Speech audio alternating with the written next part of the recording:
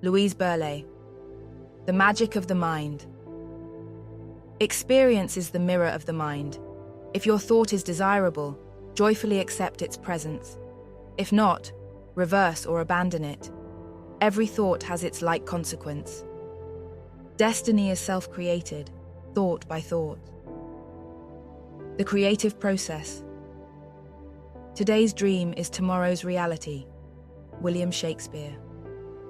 I invite you to come with me, if you will, and let us explore together the creative nature of our mind. In the subtleties of universal law lie the principles and processes of creation, and we, multiple expressions of a single reality, are immersed in an infinite ocean of dynamic energy that awaits our command. Does it not follow that after survival, our first priority should be to learn the nature of the laws that govern our lives, and where better to begin than in our mind? Actually, these laws and processes have been known since ancient times, but only to the few. For thousands of years, long preceding recorded history, the wisest men of the world taught their small groups of followers that which our modern science has learned only in recent times, that the creative process is activated by our beliefs, assumptions, and self-identification, as well as imagination, in its various aspects such as fantasy and daydreams. Shakespeare revealed this insight in his observation: imagination bodies forth the forms of things. He knew that all forms and all things are brought into being through this natural and magical process he utilized so extensively, imagination. Whatsoever things you desire, believe you have received them, and they shall be yours, instructs a biblical passage. An ancient Chinese sage whose name is lost in antiquity taught, "Daydream in the ultimate you desire to obtain." And his revered countryman, the humble Lao Tzu, distilled this thought even further in his succinct advice: the best way to do is to be.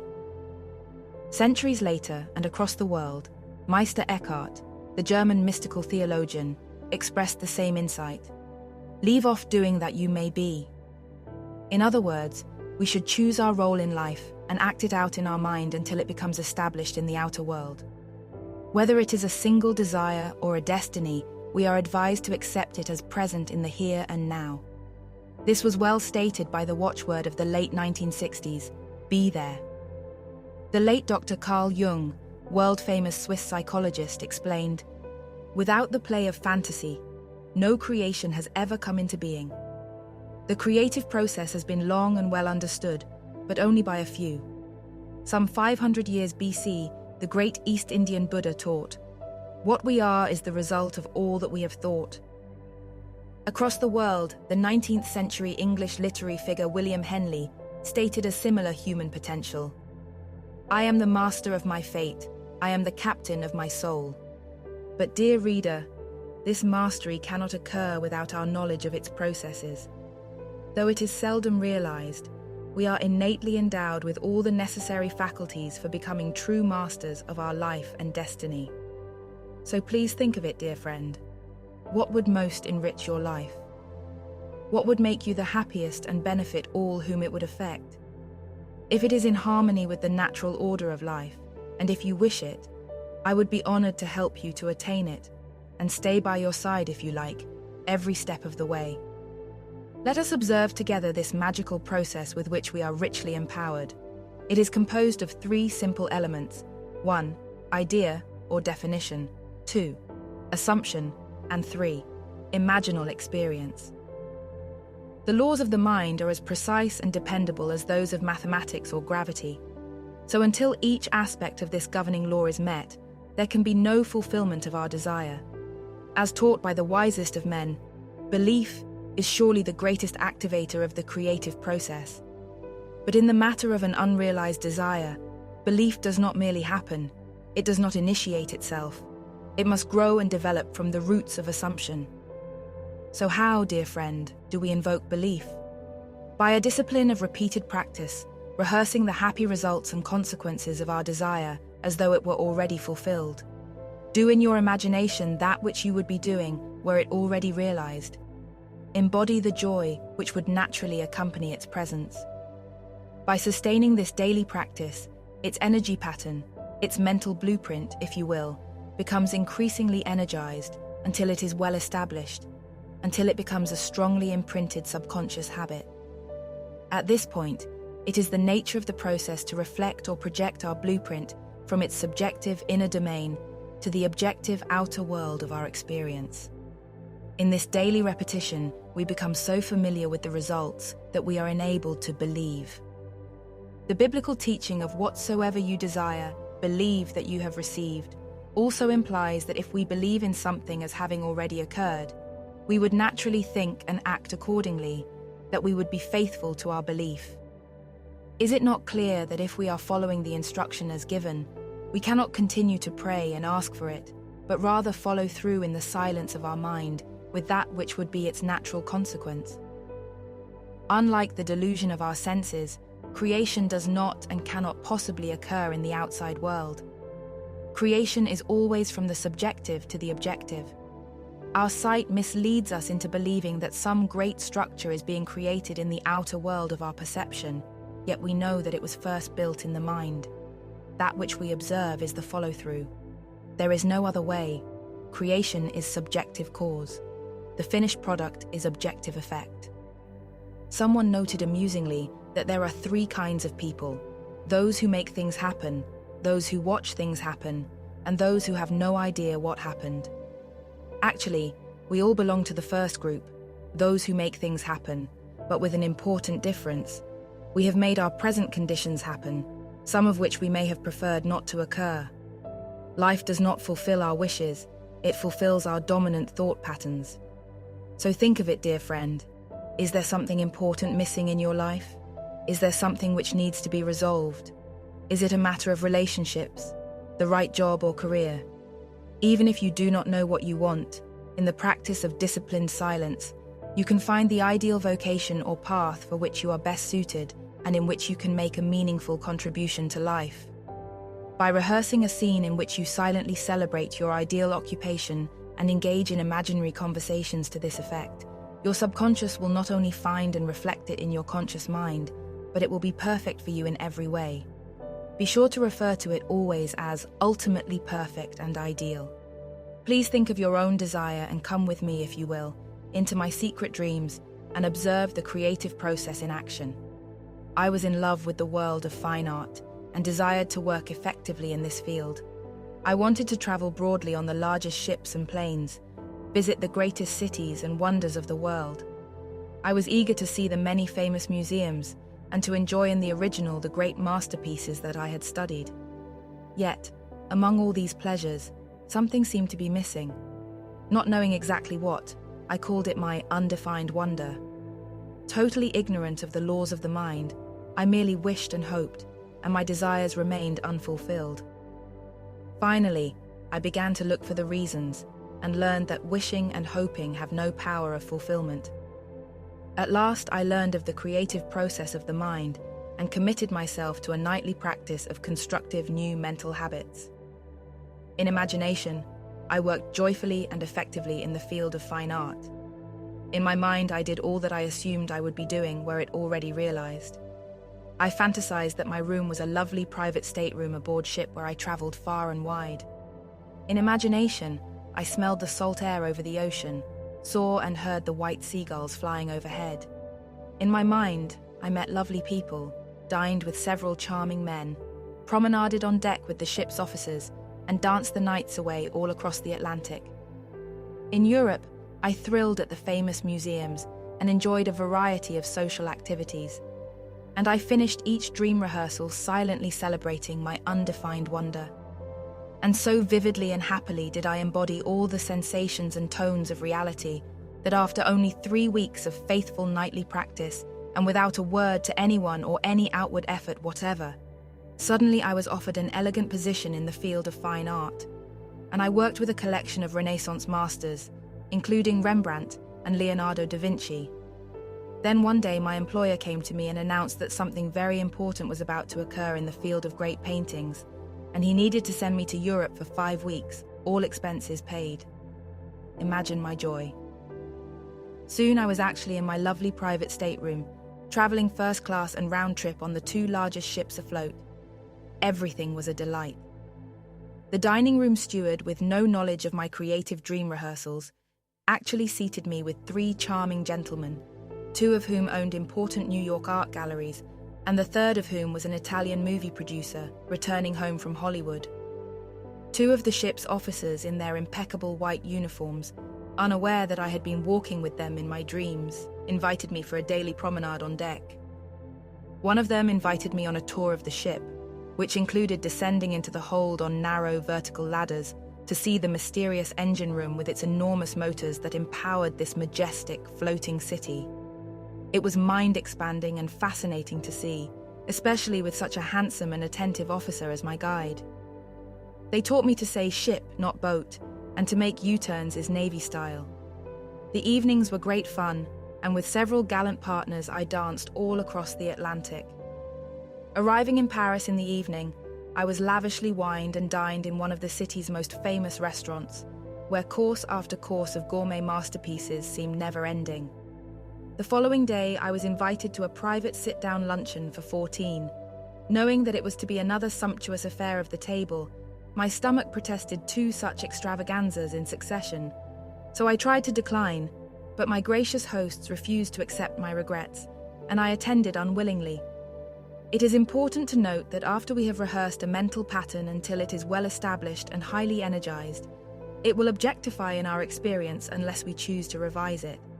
In imaginal experience, I had firmly recorded in my subconscious some undefined wonder that I assumed had already occurred during my 5-week trip. In keeping with the dependable laws and powers of cause and effect, my subconscious mind found the means to manifest this wonder. So even against my wishes, I was caused to attend the luncheon where the wonder did, in fact, occur. But more of this later. Among the many pleasures of my trip was seeing the highlights of Paris, London, and Rome, as well as the storybook city of Venice, Marseille, and the Isle of Capri.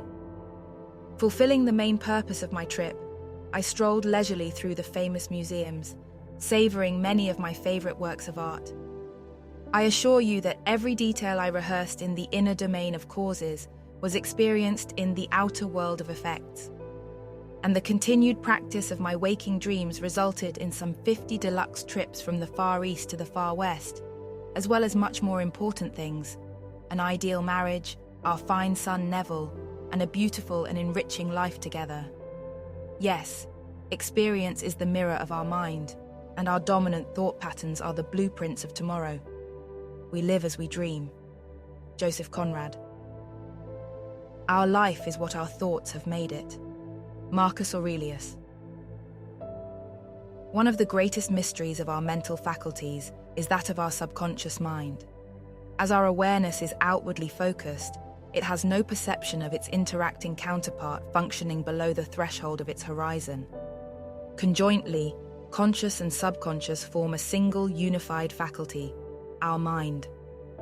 Modern science is now discovering these secrets that have been hidden to all but the greatest contemplative sages of the world, who observed their function in the deepest silence of direct knowing. It is awesome that this elusive faculty spontaneously records the total experience of our lives.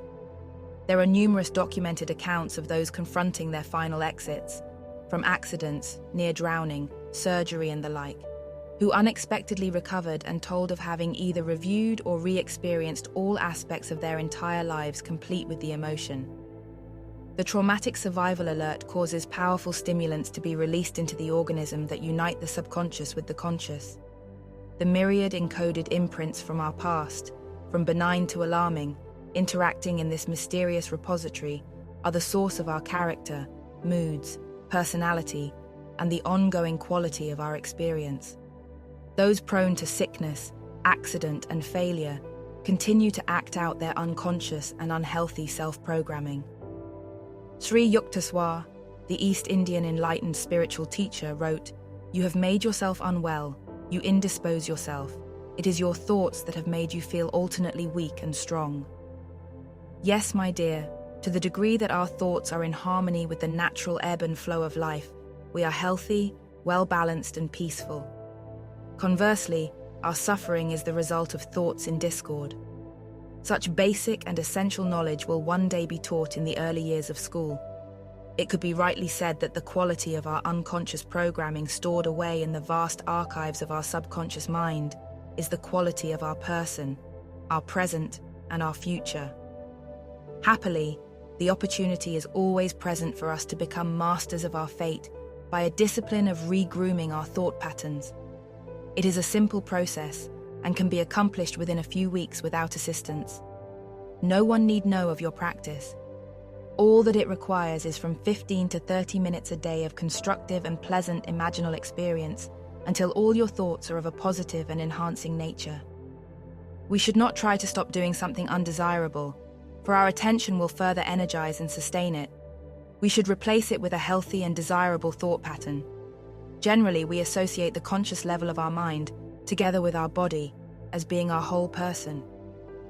We have notions about a subconscious, but for the most part we are unaware that our perception and the knowledge we have acquired are but the smallest part of our mind. As with all other aspects of our being, our mind is multi-tiered. The conscious aspect is similar to the visible surface of the iceberg, while the main body is below the level of our perception. Just as it is not necessary to be a mechanic to drive a car, neither is it required to know more about our subconscious mind than is useful to succeed with our purpose. We do not usually consider its function in connection with our desires, but it would be wise to keep in mind that it records all our mental and emotional experience just as impersonally as a camera and recorder, that it has an automatic replay that works independently of our perception, and that our present experience or its equivalent was recorded earlier. Reprogramming our subconscious is a great way to free ourselves from an undesirable habit or to establish a new one. If it is your desire to stop smoking, over-drinking, overspending, or gambling, for example, it is unwise to try to succeed by willpower, which causes stress and discomfort and is less likely to be effective. The same is true for over or under-eating, over or under-reacting, or any other undesirable habit. Willpower is not the best way. As stated elsewhere, everything has its price, and in this regard it is very small indeed to spend as little as a few minutes a day to program your subconscious with that which is desirable. But the exercise should be regular, and at the same time if possible.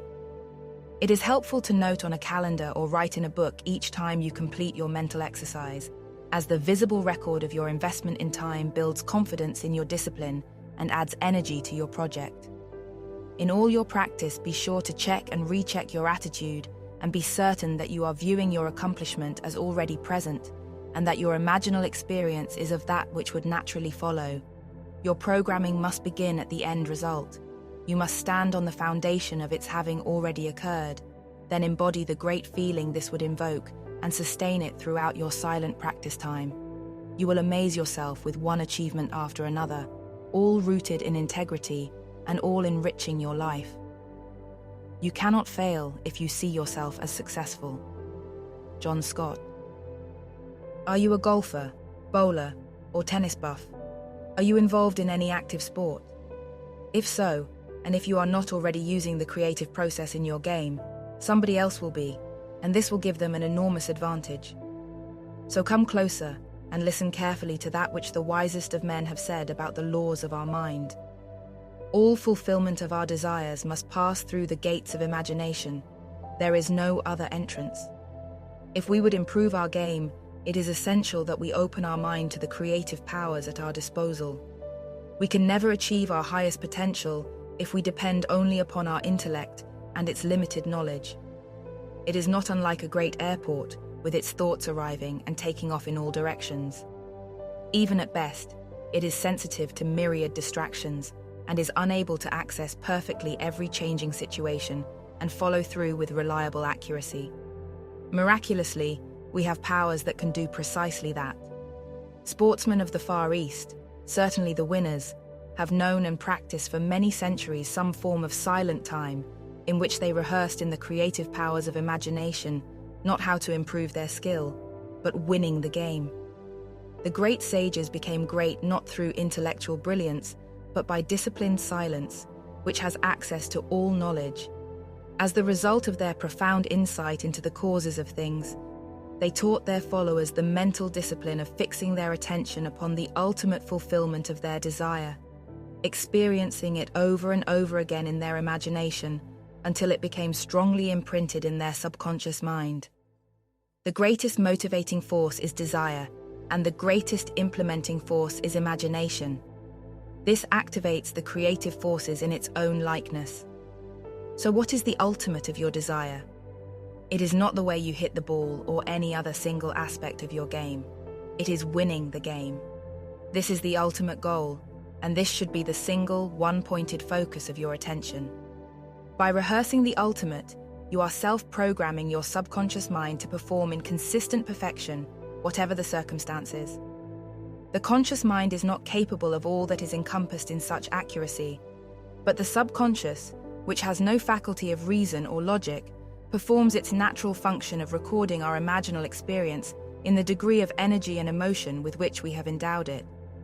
When, by repetition of our practice, this subliminal experience is sufficiently charged and energized, when it has become a strongly imprinted habit pattern, it is the nature of the subconscious to project this mental blueprint into the outer world of our experience.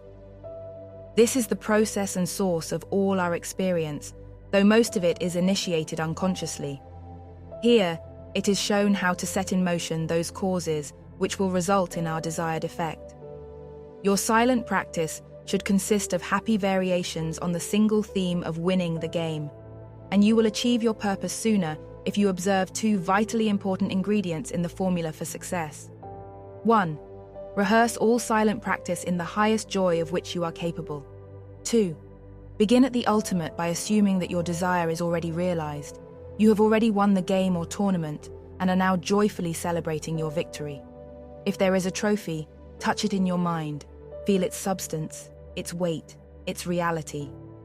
If it is a check, visualize in your mind's eye the clear figures beside the dollar sign. Feel its texture, sense the explosion of excitement. Shake the hand from which it was offered. Hear the applause and the raves. See it on the printed page. Hear the voices of your friends confirming your victory and watch it on TV. In this subjective practice of winning, you will activate higher laws beyond the reach of knowledge and reason. You will transcend the hit and miss of conscious effort and vibrate on the plains of victory. One of the few greatest chess players of the world, Alexander Alekina, vanquished his opponents with unequaled diversity and manipulation, and was able to play a couple of dozen adversaries simultaneously and win. This was due not only to playing the game in his mind, which is common practice, but the fact that he regularly rehearsed winning in his mind. Alex Morrison, renowned golf pro, taught his pupils to golf mentally in their easy chairs. Doing so, Lou Lair broke 90 for the first time with no outside practice at all. Science does not know its debt to imagination. Ralph Waldo Emerson. Dear friend, it is not enough merely to write. My purpose is to help you harmonize and enhance your life. That is, if you wish it. And if so, please allow me to come into your thoughts daily by turning to these pages, even for a single idea, before beginning your silent time. For it is very much more effective if we can find a note of inspiration to lift our spirits as we fly away with that elusive bird called imagination. Look for sources of inspiration on every side: a book, a poem, a lovely piece of music, flowers, a glorious sunrise or sunset, an entrancing sky, or anything that lifts your spirits. This sets the tone of your enriching adventure in the inner domain of imaginal experience. Let us look at some fascinating facts. Cause must precede effect. Effect is the mirror of cause. It is against all the laws of the universe that something should occur without a cause. Things and conditions cannot initiate themselves. All experiences and circumstances are objective effects of subjective causes. In our human condition, either knowingly or unknowingly, by commission or omission, we initiate the causes of our experience by our dominant thought patterns, beliefs, and attitudes. After becoming aware of the creative nature of our thoughts, I set about regrooming my own mental habits. I became more and more alert to the quality of my expressions and recognized them as the subjective causes of my conditions and circumstances. I saw that many of them reflected unconscious negative attitudes that I had absorbed since childhood. Expressions such as, "That's just my luck," "Wouldn't you know that would happen?" "I knew it wouldn't work," These and others like them are powerfully destructive, for our thought patterns are the blueprints of our experience. Begin to survey your attitudes as they are reflected in your speech, and you will see the causes of the conditions of your life. Many times I found myself halfway through a negative statement when I recognized it and stopped, finishing with "No, I don't want to say that." One lady said that when replacing her negatives with positives, as soon as she recognized the destructive element of her words, she quickly added, "Cancel," and reversed her remark. We must become conscious of our thoughts, attitudes, and speech habits before we can begin to replace them with those which will produce the desired effect. Even thought patterns to which we have been long conditioned can be revised within only a few weeks by becoming aware and alert to their quality. Any undesirable condition is a signal that we are sustaining it by the mental habits from which it derives its energy. Unless we change the cause, the effect will continue. Please do not try forcefully to stop a habit, for attention energizes its object. This creates a stressful conflict as force is met with resistance. We should neither resist nor pursue. Rather, quietly and happily accept the ideal condition and proceed normally from there. If you are not already doing so, you will find it growth-promoting to observe others, their positions, conditions, and speech habits. You will come to recognize the cause in the effect. You will see people as self-programmed states of consciousness in action. This is not judgmental, but discerning. Discernment makes no judgment of the person, but perceives the circumstances as that of subjective conditioning. To one who has developed this insight, everything about ourselves shouts who and what we are, how we feel about ourselves and our degree of self-worth. Our eyes and glances, our changing facial expressions and responses, our posture, hands, gestures, our tones and manner of speech. All these, plus the subtleties of all that we radiate, comprise the quality and caliber of our presence. Emerson said it marvelously, "What you are thunders so that I cannot hear what you say." Knowing this, what should be the nature of our response? We should identify with embody, as in the present, all that we admire and aspire to be. As quoted elsewhere, William James noted, "Act the part, and you will become the part." So if we would be healthy, happy, and fulfilled, it is essential that we learn the principles, laws, and processes of that all-important and magical pair, cause and effect. If you will create the cause, the effect will take care of itself. In the Far East, this might be equated with the ox cart, the ox being the cause, and the wheel tracks being the effect. So do not concern yourself with the effect of your desire. Rather, be faithful to your daily practice and try to extend your self-identification and sense of fulfillment, with all its joy, to longer and longer periods throughout the day until your new role in life becomes permanently established. Are you ready, my friend, to take responsibility for the events and circumstances of your life? If not yet, you will come to see that we are self-made, products of our own thoughts. And if there is anything we would change, it must begin with a change in our thoughts. Cause and effect equals reward and punishment. If our thoughts and actions promote life, harmony, greater knowledge, healthy progress, and prosperity, we are self-rewarded. If we violate the natural order of life and the inherent rights of others, we are self-punished. There is no more worthy endeavor than to learn the natural laws of our mind, which are impersonal and self-initiated. There is no one rewarding or punishing us for our actions. We invoke the quality of the result by the quality of the cause we set in motion. It is all a matter of activating, by our thoughts and actions, natural laws which are in harmony with life and the well-being of all whom they affect. Knowingly or unknowingly, by commission or omission, we are self-rewarded and self-punished. In regard to experience and circumstance being the mirror of our mind, it could be reasonably asked, how am I responsible for this or that accident, illness, misfortune? I did nothing to cause it. The question is simple, but the answer complex, in that the cause is likely to be lost in a chain of domino effects concerning the influences of our inherited genes, our early and unconscious conditioning, and our own self-programming. Add to this our changing frequencies, wavelengths, polarity, and other interacting forces. All these create a predisposition toward that which is in harmony or in conflict with the natural order of life. This week, a scientific statement was released to the effect that the buildings in Mexico City, which were demolished in the recent earthquake, were in the same frequency as that of the earthquake. The others were untouched. Unless our lives are planned, organized, and moving directly toward our goals, we are weaving back and forth across the speeding freeway of life. We must have a purpose, a clearly defined project, and keep to our direction. If we don't know what we want or how to begin, we can still succeed very well with the following practice. It is simple, easy, and powerfully creative.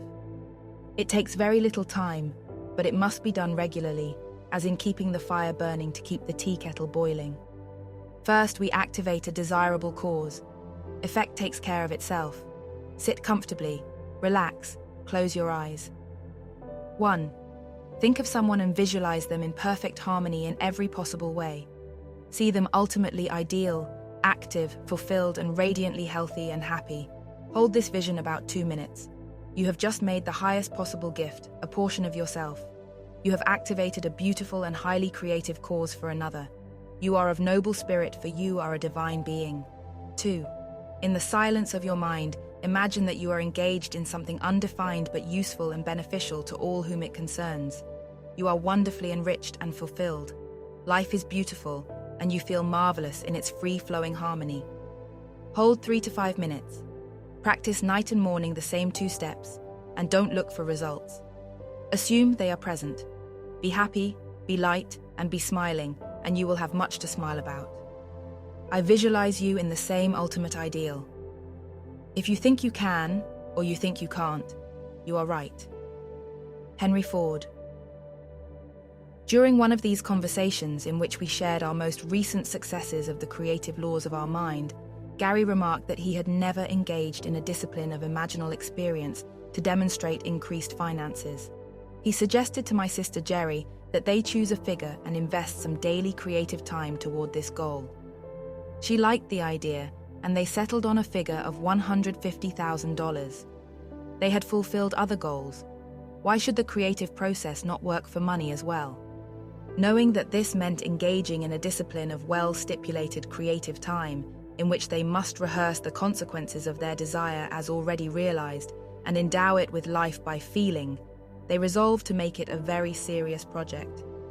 Carefully following all the rules, the most important of which was sustaining a sense of joy and celebration about the results of their fulfillment, they set out on their inward journey. The story follows as the two related it to me in happy animation. We felt that our energies were highest in the morning, so we decided to do our creative rehearsals the first thing after waking and sitting rather than lying, in order to remain awake and alert. So we began and found it to be both easy and pleasant to imagine that we were experiencing really fun things and places that we both enjoy. We got off to a good start and agreed that we would give the project our very best and faithful attention. Assuming that this additional $150,000 was already added to our investments, we chose to increase our travels to new and exciting horizons. Having enjoyed several cruises, we selected another direction and imagined that we were on a long voyage. While sitting in the big lounge chairs at home in our den, we each surrounded ourselves with the impression of an imaginary ship. Entirely forgetting where we actually sat, we experienced in sensory detail a variety of pleasant activities. We felt ourselves in our attractive stateroom and engaged in conversations about the pleasures of the trip. When we went to bed at night in our own apartment, we imagined that we were aboard ship, that we felt the slight motion of the waves, and we thought of home as being in the opposite direction of our travel. We looked for inspiration from books, music, and selected television programs wherever possible, as we found that our rehearsal of our dream come true felt more real and was more pleasurable when we began on a happy note.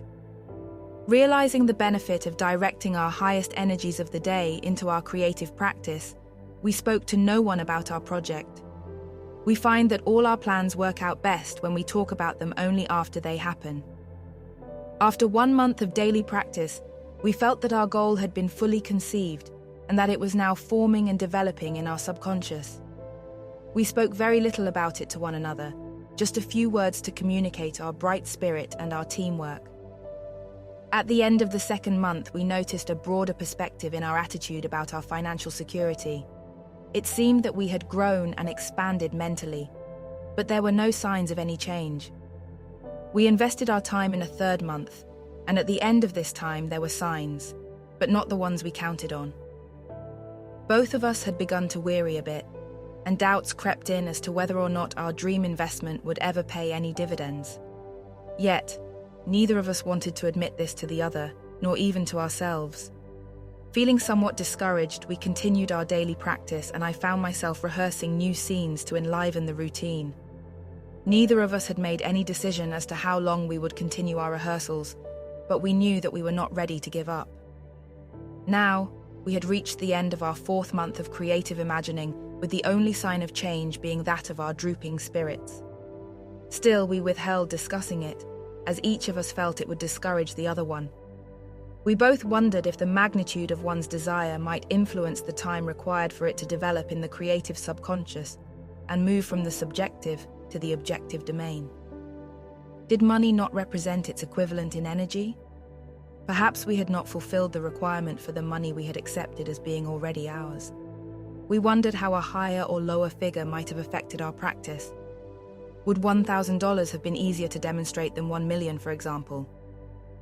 As we each wrestled silently with such questions, we realized that we had made a 4-month investment of daily practice time and were faced with the beginning of a 5th month. What should we do? Should we stop the rehearsals and assume that our subconscious was sufficiently imprinted and would objectify our plan in due time? Or should we continue until either it appeared or it became clear that something was missing in our practice? At this point, the phone rang, and an unfamiliar voice asked to speak to Gary. From the tone, it was clearly long distance. Watching Gary with curiosity about the identity of the caller, I noticed that suddenly his face became flushed and his eyes widened in surprise. From his answers, it was evident that he was being asked to identify himself very thoroughly. Was it possible? Could it be? Did I dare to hope that this was the great moment of truth? Gary hung up the phone and shouted excitedly, "That's it! That's our $150,000 right out of the blue!" We both hugged, laughed, and danced around the room, exclaiming, "It worked! It actually happened!"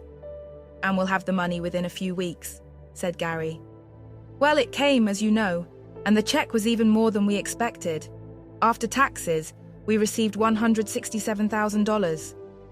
"But what was its source?" I asked. "The lottery, a tax refund, the winning of a contest, or the horse races?" "Nothing of the kind," they answered excitedly. "It was from the last source you could possibly imagine." "Do you mean," I queried, "that it was something that you could never have expected?" "Never in a million years," they assured me. "All this occurred only recently, and you can well imagine that their $150,000 is now well invested and that they are reserved on another exciting cruise to exotic places.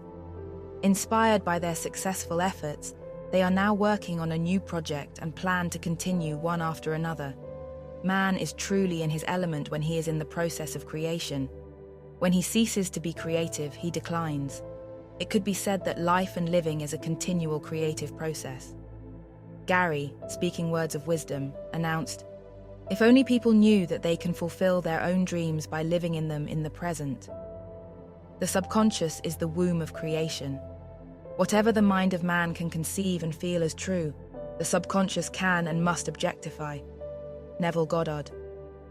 As thought is creative and perpetuates its own likeness, we are natural and inherent creators throughout our lives.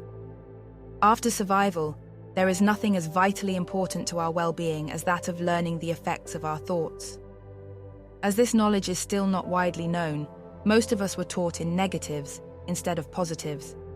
It was, "Don't forget," instead of "remember to," thus programming two negatives and setting the stage for a poor memory.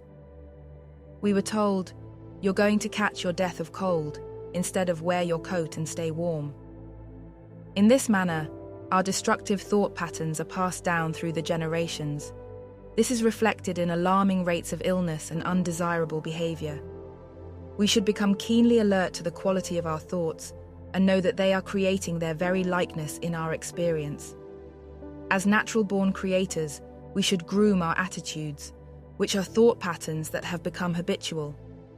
Attitudes are emotionally charged, living, active forces that constantly reflect their qualities in our lives. We do not normally think of ourselves as creators. We do not recognize that all our mental activity is perpetuating its quality and creating our destiny. Though the true nature of life is mystical, for all practical purposes, it could be rightly said that life is for growth and enrichment. And the more we can learn of our creative nature, the brighter and more fulfilled will be our lives. Know what you do, love what you do, and believe in what you do, and success and money will come and play in your backyard.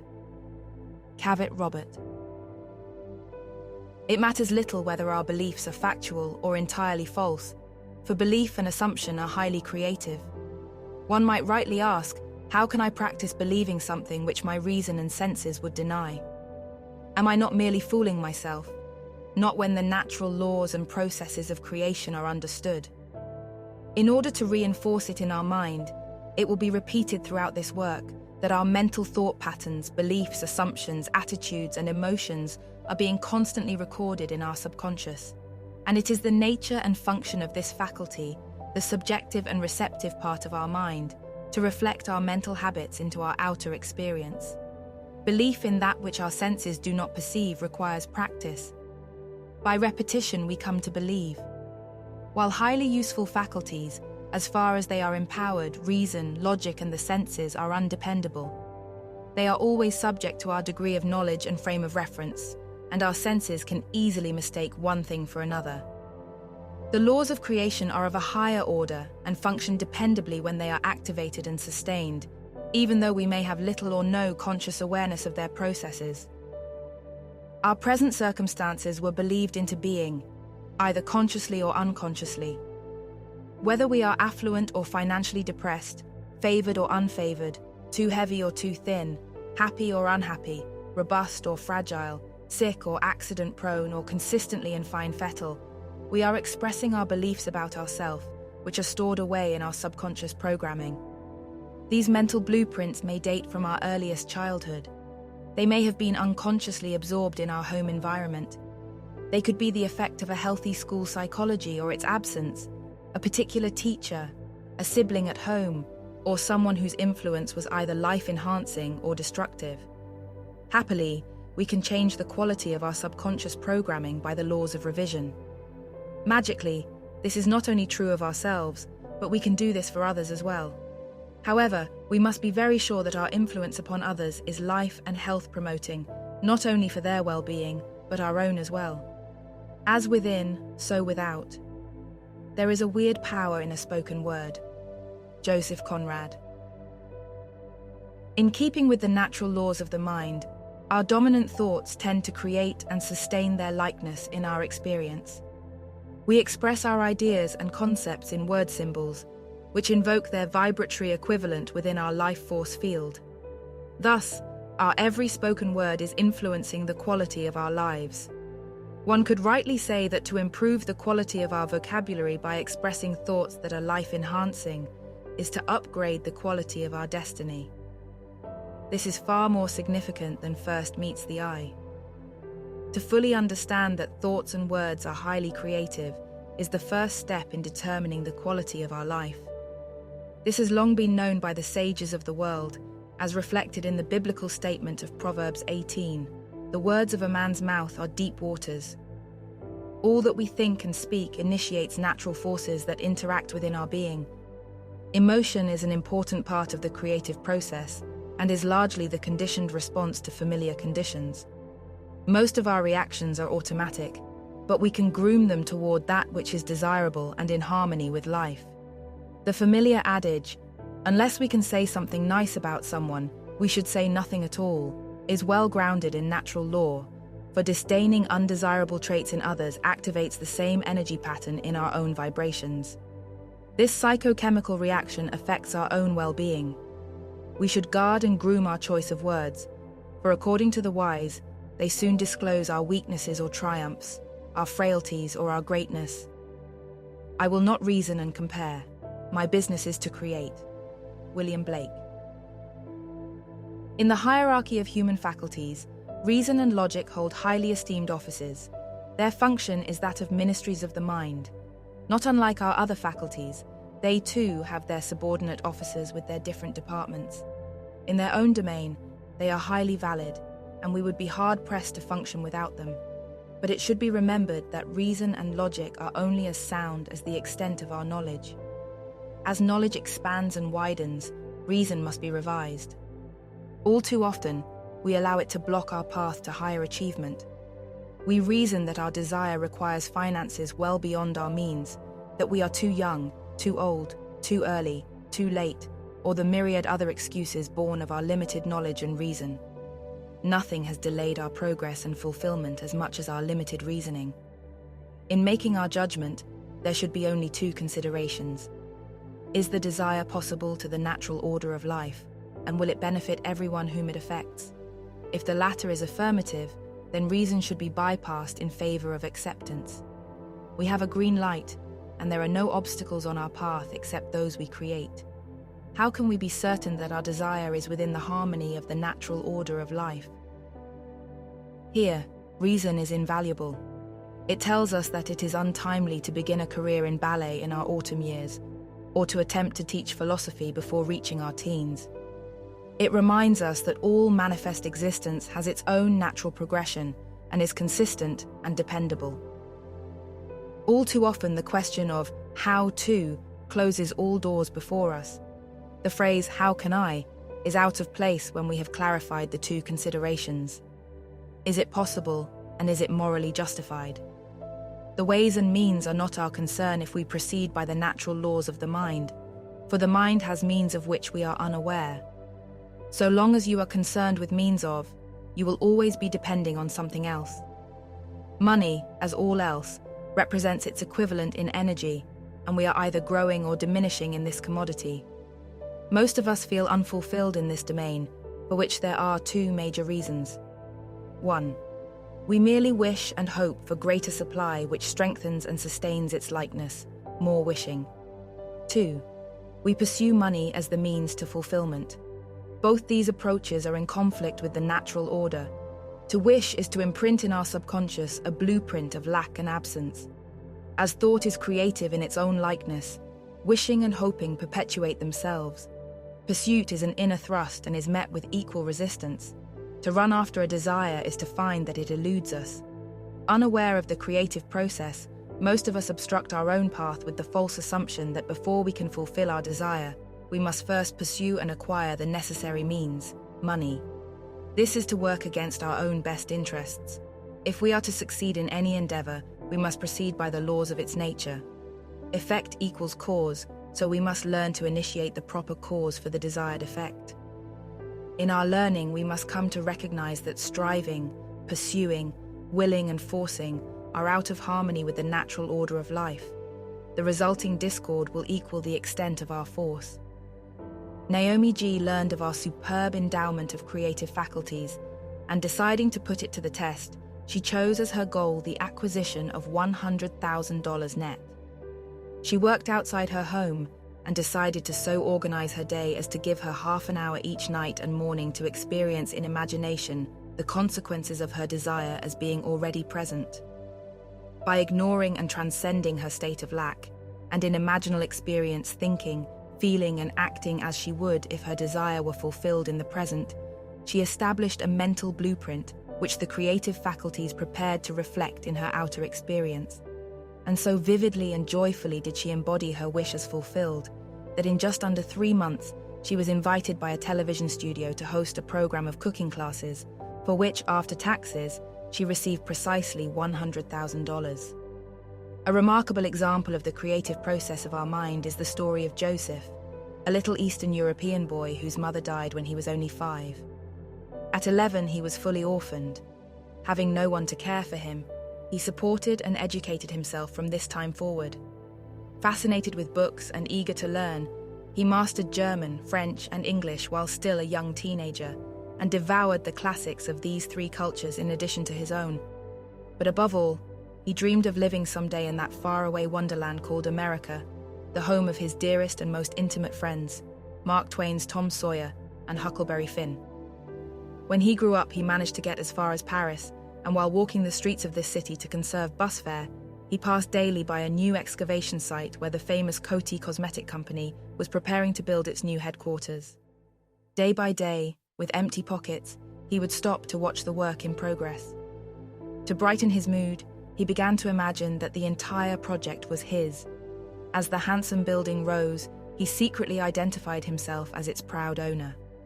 This new thought pattern so lifted his spirits that he soon improvised on a shoestring the most modest of business ventures.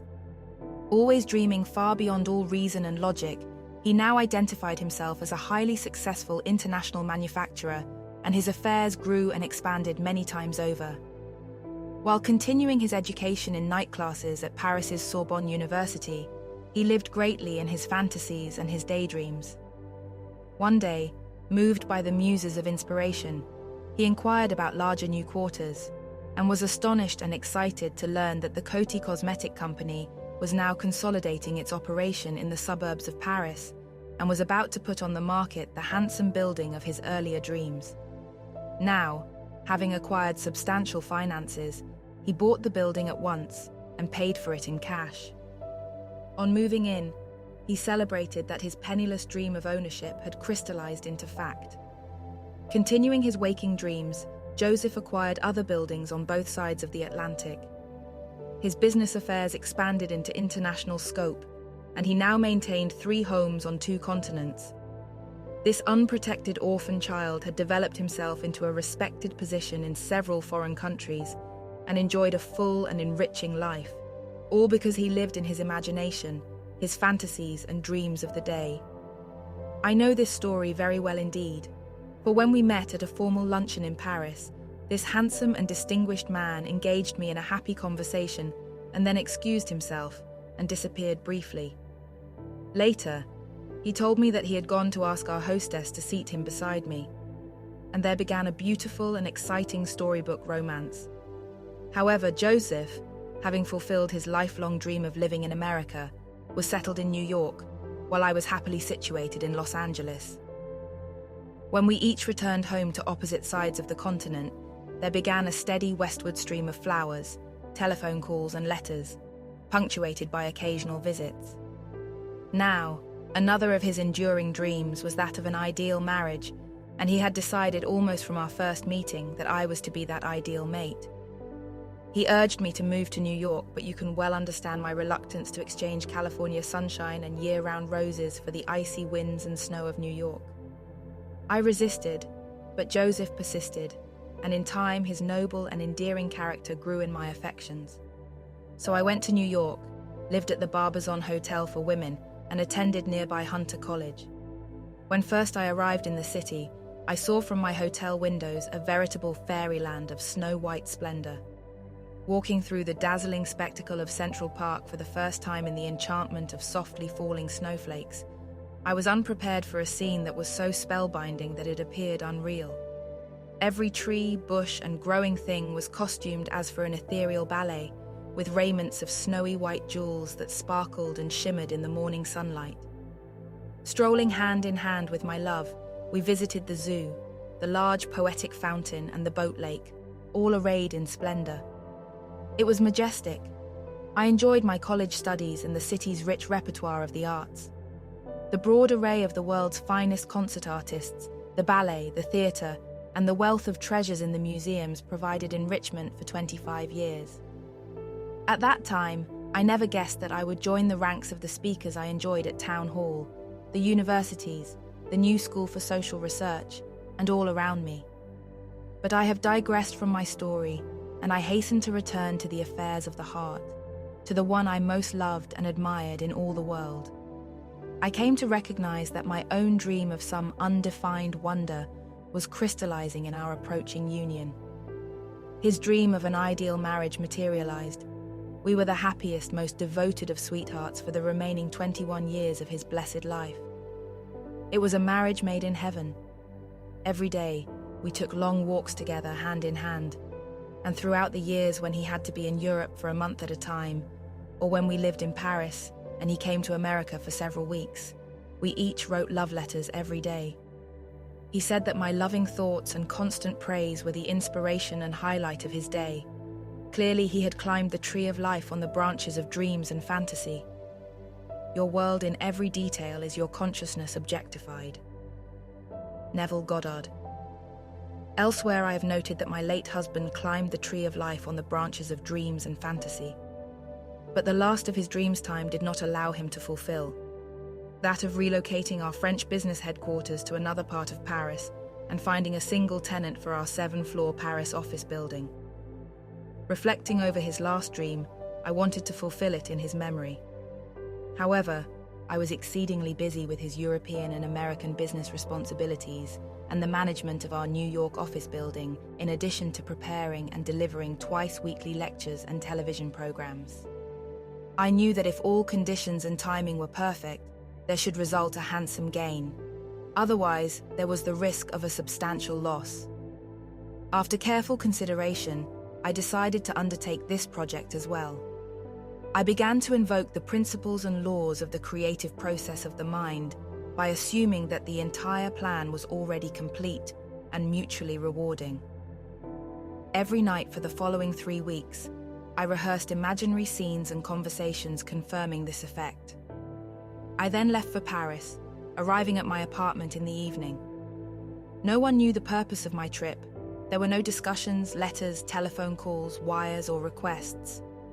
Yet, incredible as it seems, at 9 o'clock the next morning, my secretary announced a caller who said, "Madame Berlay, if you will consider moving your business headquarters elsewhere and lease me your entire building, I will pay all your moving costs and any expense of preparing your new location."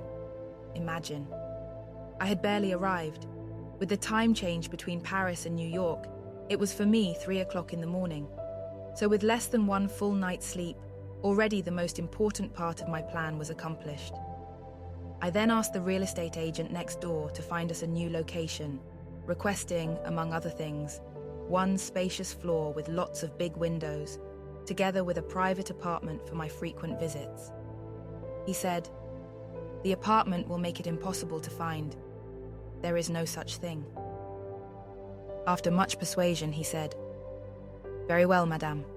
When do you need all this?" I answered with some embarrassment, as I knew that such things move very slowly in Europe. "Within 3 weeks, as I must be back to my lectures in New York by then." Well, the agent leaned back in his big chair and laughed heartily at my naivete. "Surely," he went on, "you can't be serious. Give me 6 months and I may be able to help you." I thanked him cheerfully and said I was sure he would have something to show me by that afternoon. Within a couple of hours, he took me to 2 locations. The first I rejected at a glance, but the second I knew was custom-made from my creative dream rehearsals. Facing the street was 100 feet of enormous arched windows 12 feet high. The place had all my specifications, including a lovely private apartment. So after a thorough inspection and evaluation, we went directly to the owner where we concluded the affair. The agent stood awestruck. Never had he seen so quick a decision or earned his commission so easily. The multifaceted project was complete, not in 6 months as the agent had projected, but in less than 8 hours. And it was conceived and developed from a mental blueprint that I had designed on the opposite side of the Atlantic. As stated elsewhere, repetition of the consequences of your fulfilled desire, together with your highest joyful emotion, are essential to building up the energy that the subconscious requires to develop your visionary negatives into strong prints. Only when this has been achieved can the creative process project them into your outer world. Remember that your subconscious has no faculties for assessing time, space, or how to. Just as a camera records its subject as is, so does your subconscious accept and reproduce your thoughts, emotions, assumptions, and beliefs as they are. And it matters not whether your project is at hand or at a far distance. National borders, foreign languages, or complex circumstances are no obstacle to the creative process, nor are the ways and means by which things occur. The how is its responsibility, and if we are practicing properly, we are experiencing the finished product, the end result. If in our mind our desire is already realized, it follows that we cannot be concerned with how it will occur. Of great significance are the words of Neville Goddard, the beautiful soul after whom our son was named. Think not of your goal, which positions it in the future, but from it, which places it in the past.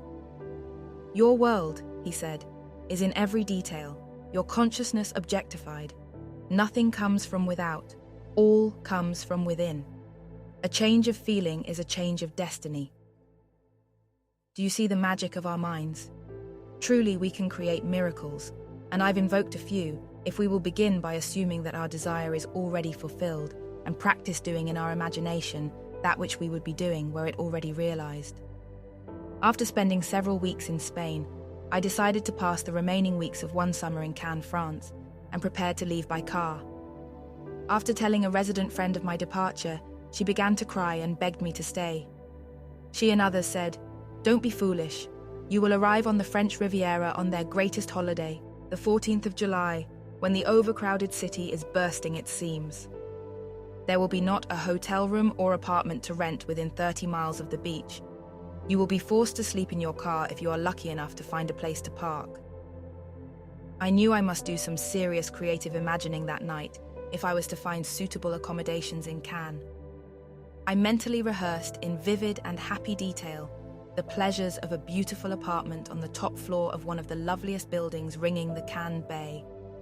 It looked down on the blue Mediterranean, where I swam daily and promenaded along the picturesque beach.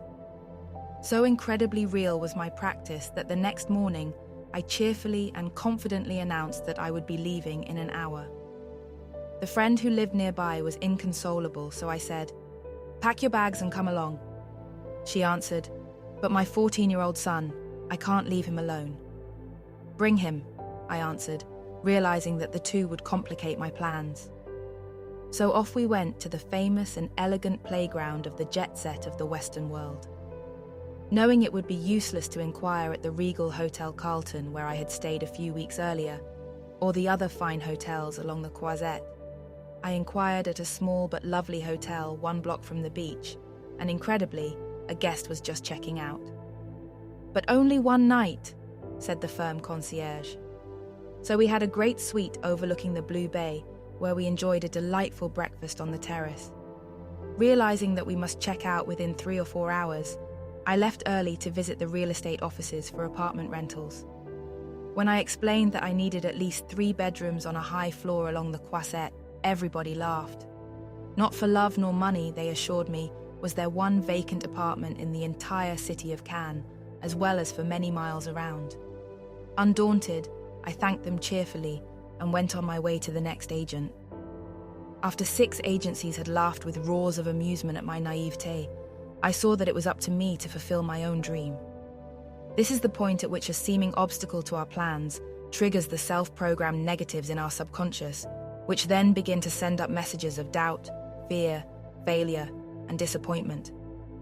Immediately, our spirits are invaded by all these conflicting forces, reminiscent of a football team of dauntless heavyweights running interference against our plans.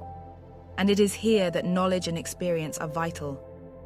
Recognizing all these signs, I immediately thought of the guests whom I had invited from Paris and New York and wondered where and how I would house them. But I quickly recognized the situation that confronted me and began silently to celebrate the ideal apartment in which we were all happily settled. I put on a happy face and strolled lightly down the avenue, pretending that all was wonderful and that I was leisurely returning home. Noting the lovely curve of the bay, I allowed it to attract my feet in that direction. So I walked toward the building which I found the most attractive and, courting the joy of fulfillment, I pretended that I lived there. Cheerfully confident, I went around to the back of the building and found the small quarters of the concierge, but she was nowhere to be seen. After a little walk, I returned just as she appeared. Sustaining the bright feelings and manner of my position, I asked her cheerfully not merely for a 3 or 4 bedroom apartment, but I stipulated the top floor, adding that I needed it at once and that I expected to stay for 2 months. "Well, you are very lucky, madame," she said, "for one of our tenants just moved out unexpectedly, and I was up there cleaning the apartment." In less than an hour, the 3 of us were happily installed in a beautiful 3-bedroom apartment with a terrace on the top floor overlooking acres of formal rose gardens and the famous Cannes Marina with its abundance of opulent yachts. My friend and her son from Spain stayed with me for a week and were replaced by other friends from Paris. We had only to cross the flower and tree-lined street and walk through the rose gardens to swim in the iridescent blue waters of the Mediterranean. Reflecting over these recent weeks, I saw that this had been one of many lovely summers that was started in thought, rehearsed in imagination, and outpictured broadly in the four directions. It was a delightful holiday, despite predictions to the contrary. Once you have adequately imprinted your subconscious with your desired blueprint, all other conditions will bend to the laws of the mind. The real estate offices in Cannes, for example, were stating absolute facts. There was nothing to rent within 30 miles of the city, but I had self-programmed a very pleasant summer, and the thought seeds that I planted in New York bloomed brightly on the Spanish and French Rivieras. A classic example of the quality of our dominant thought patterns being the quality of our experience is that of Donna, who was deeply in love and engaged to marry, a man of admirable character and intelligence. But after a lover's quarrel, she broke the engagement and moved to a faraway state where she foolishly thought the great distance and new surroundings would help her to forget and re-establish her life. However, cut off from family and friends, and thinking only of the man she still loved, she found herself drowning in sorrow. With no interest in making new friends, her life consisted only of home and work. This pattern became so strongly imprinted in her subconscious mind that for the next 20 years, she led an uneventful and lonely existence. Reading was her only pleasure, and she devoured at least a book a week. One evening, as Donna watched the news, she was shocked to see the man she loved attending the funeral services for his wife. He had later married and become a prominent public figure. Her heart pounded, and her emotions ran wild on seeing him again. It seemed as if the intervening years had not occurred, for her love was as deep and alive as ever. She could think of nothing else and wanted to call him but didn't dare. Reflecting over the matter, Donna decided to listen to the reasons of her heart, which led her to spend every free moment in thoughts of him and their reunion. Realizing that had she not broken their engagement they would now be married, she fantasized that they really were, and in her imagination she included him in all she did. In her daydreams before leaving for work, she kissed him goodbye and wished him a happy day. She thought of him frequently during her working hours and almost counted the minutes before they would meet again in the evening. At home, she greeted him happily and lovingly, asked about his day, and thought only about his pleasure. Living so strongly in her imagination, where she preoccupied herself in trying to make him happy, Donna was, within a few weeks, transformed into the bright and cheerful person of her former self. In her secret dreams, they enjoyed the theatre, concerts, museums, and lovely evenings of dancing as before. She gave fun dinner parties and enjoyed a variety of social events with their friends. Life was beautiful again, and everything took on a bright new promise. Not knowing where it would lead her, she had lived in her happy fantasies for several months, when one day, Donna saw her beloved's picture in the local newspaper with the announcement that he would address a prominent public function the following week. Again, her heart pounded, and her hands trembled as she realized that he would soon be in her city, and that she might have a chance to meet with him. Immediately, her thoughts turned to how she could properly and discreetly contact him at the meeting. As the function was held in a large assembly hall, she would arrive very early and sit in the first row, directly in front of the podium. She would wear a bright-colored dress so he couldn't miss seeing her. But would he recognize her after 20 years? How much had she changed? Would he remember? And if so, would there still be a trace of their love in his heart? Would he want to talk to her? Would he show any sign of recognition? Or would she be just another blurred face among hundreds of others in the audience? Such thoughts ran away with her until she recognized that she was defeating her purpose by being entirely negative. She regained her focus and began to rehearse the imaginary scene that she wanted to occur. Throughout the week, Donna lived every free moment in scenarios of imaginal experience. Assuming that she sat directly in front of him, she imagined that he caught her eye, and with a flushed face, He hesitated slightly in his sentence on recognizing her. She saw him glancing back to her repeatedly and felt his eagerness to meet with her at the first possible moment. Over and over, she re-experienced all that she wanted to see and hear, how he hastily sent someone to bring her backstage at the conclusion of his address, his excitement in finding her again, his invitation for dinner, asking for her address and telephone, and his desire to meet with her right after his luncheon with his hosts and the other invited guests. Not only did Donna re-experience every happy detail of her desire, but her emotions were highly charged with joy and excitement. She knew that this would greatly increase the forces of the creative process, which in turn would influence their meeting. At last, Saturday morning arrived, and she dressed and groomed herself with meticulous care, making a point of leaving early to be assured of a front-row seat facing the podium. Happily, she settled into just the seat of her choice and waited spellbound for the program chairman to introduce the honorable guest. As she was the first one in the assembly hall, the waiting seemed interminable. She knew that he must be just backstage and that someone was watching the time for him to appear. If only he knew the surprise that awaited him in the front row. At last, the hall was full, and someone walked toward the podium carrying papers of introduction. Donna was breathless. She sensed his nearness and waited for the final words before he would be presented. Any instant he would step out into view and back, she hoped, into her life. Her excitement mounted, then suddenly, there he was, striding briskly and elegantly toward the podium. Before his first words, his eyes swept across the audience accompanied by his wide and winning smile. He showed no awareness of her presence. Her heart was doing acrobatics and her palms were wet from nervous tension. Her whole future depended upon what occurred at the end of the hour. Donna knew that no one in the audience watched or listened with anything approaching her rapt attention. How marvelous he looked, how confident and persuasive. Already the audience had twice applauded his remarks. She noticed the grey at his temples and found it wonderfully attractive and wondered how much she had aged. Would he still find her pretty?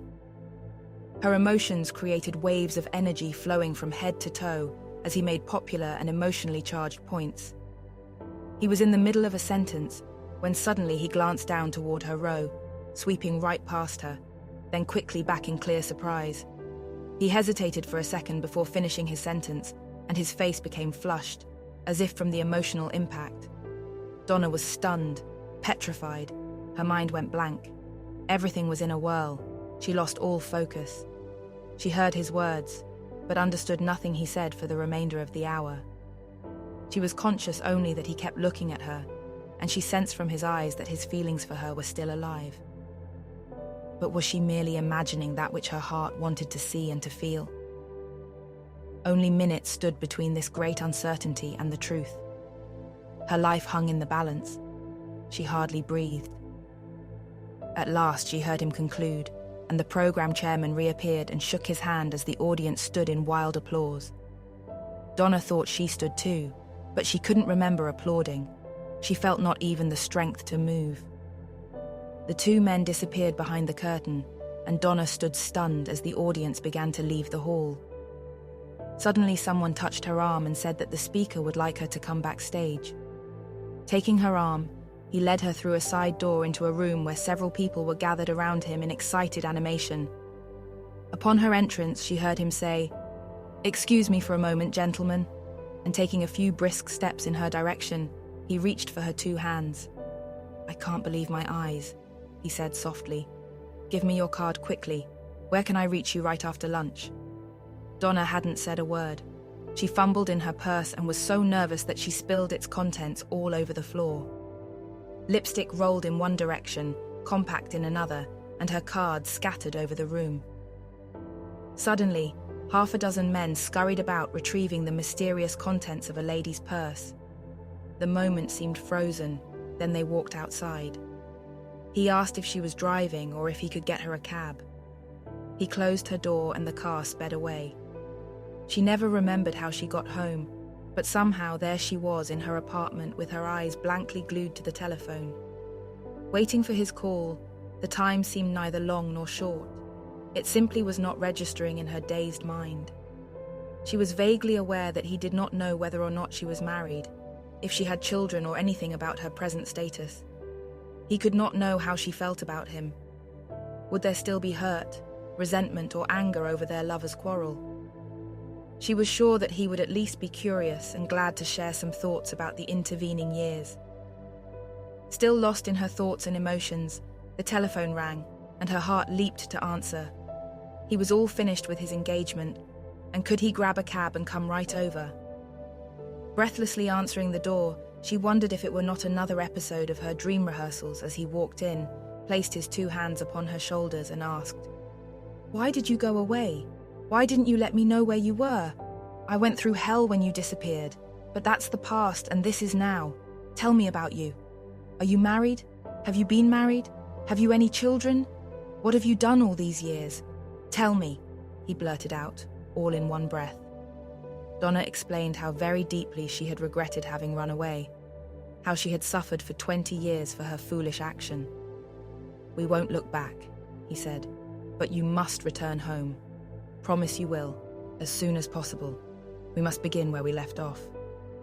I never stopped wondering where you were and what you were doing all these years. Thank God I found you at last," he sighed, as he drew her close and held her ever so lovingly. That night they talked long and late about the intervening years during which his life had been so full and hers so empty. David told her of his heartache when she left, how it had affected his work, as he was unable to concentrate, how with his spirits so low, so crushed, it was only with the greatest effort that he had forced himself to somehow muddle through. He had tried every way he could think of to find her, to tell her that a lover's quarrel was not worth the dreadful suffering that he assumed she too was experiencing in her hideaway. He explained that it was the most painful time of his life, and that his wounds seemed never to heal. Donna was shocked. How, she wondered aloud, could she ever have been so selfish, so insensitive to his feelings? She had thought only of her pain, her pride and resentment. Never once had she thought of David as suffering. She had no idea of the grief she had caused him. Had she guessed, she would have called, they would have talked, and all would have been resolved. How blinding is ignorance, she confessed, how disastrous pride and resentment. After both had unburdened their hearts, it seemed that all the pent-up emotion had to be relieved. David asked Donna to promise him that she would return home soon, that they might begin again as devoted sweethearts with a bright and promising future. The following day, Donna drove David to the airport. Suddenly, in less than 24 hours, everything had grown more beautiful. They both noticed it. It was as though some invisible obstruction had vanished from their sight, and they saw the enchanting beauty of nature that had been there all the while. This time they parted with eager anticipation, and David said he would call every night until she returned. The next day, Donna resigned from her job, but remained for another month to assist her replacement. She then returned home as excited as a teenager. David met her eagerly and helped her to settle into an apartment. They dated for 6 months while they each adjusted to their new life, and then had a fashionable and well-publicized wedding. Today, they are the happiest of couples. Donna told David that through her suffering she had learned that love stands on 2 pillars, selfless service and forgiveness. The heart has reasons, the reason knows not of. Blaise Pascal. Of all our attitudes, the most important is that which we hold about ourselves, for it is reflected in our experience. The president or head of a country is playing the role of his self-identification and his sense of self-worth, and the beggar is doing precisely the same thing. As explained throughout this book, each of us is born with powerful creative faculties for achieving our purpose, but as in all else, we must inform ourselves of their natural principles and laws and learn how to use them. All attainment has its price, little gain. But if we desire something of a higher value, it requires a higher measure of attention and energy. It is the same process, as there is but one law of creation: sustained fulfillment in the mind and emotions. If our desire is important to us, we should give it daily attention, recalling that a regular and specified time of imaginal experience in which we joyfully rehearse the ultimate expression of our fulfilled desire builds up energy and heat, which in turn matures our mental blueprint. Our imagination impresses it upon our subconscious mind, which acts as a nurturing womb for our brainchild, and when it is sufficiently formed and energized, the creative process of our subconscious expresses it into the outer world of our experience. It is the same principle and process of all living things: idea or thought seed, conception, maturing, and birth. All begin in the interplay of the pairs of opposites, equal but opposite energies, beginning in the subjective and ending in the objective.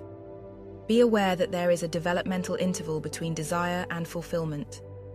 If you feel that your discipline of impressions has not resulted in their expected expression, you should observe your practice and be certain that you are silently remaining in the end result of your fulfilled desire, and that your rehearsal is always that of doing joyfully what you would be doing were it already objectified. It is also important to look for inspiration in a book, or music, or some source of your interest before beginning your creative silence. Inspiration and emotional warmth are necessary to the life-giving process. You should groom your mind daily to think, act, feel, and hear the presence of your desire as already realized. Embody the role and stay in character. As amusingly stated by Norman Vincent Peale, "Dear Lord, let me be the kind of person my dog thinks I am." So, dear friend, if you would be unsurpassed in your field, head some illustrious organization, own your own prestigious company, or be the chairman of the board. If you would increase your income, enjoy robust health or an ideal companion, or if you would harmonize relations, acquire a degree, restore a failing business, or live stress-free, you are now marvelously equipped with the wisdom of the world's greatest sages to begin at the ultimate you desire to attain. As I bring to a close this communion of our minds, I like to think of it as a communion of our spirit, for my heart overflows in full flowering affection as I hold you, dear one, in my brightest visions. Lovingly, Louise Berlay.